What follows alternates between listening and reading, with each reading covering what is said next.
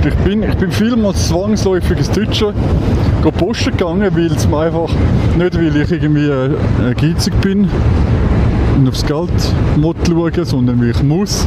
Weil ich müssen aufs Geld schauen oder immer noch muss schauen.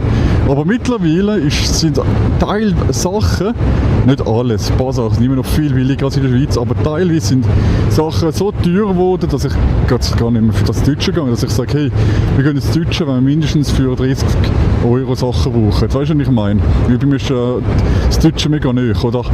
Aber sonst für 2-3 kleine Sachen. Sonst hat es sich immer gelohnt, weil es extrem viel günstiger war. Weißt du, was ich meine? Aber jetzt, es lohnt sich überhaupt nicht mehr. Also teilweise, also Beauty-Artikel lohnt sich noch, Hygieneartikel lohnt sich noch, so Sachen, Katzenfutter, wir haben ja auch Katzen, darum haben wir auch Katzenfutter. Lohnt sich auch noch extrem, teilweise Fleisch, aber ich finde das Fleisch so grusig aus dem Deutschen. Darum Fleisch kaufen wir auch nicht. So, ja, schreibt mal gerne in die Kommentare, was ihr so davon haltet.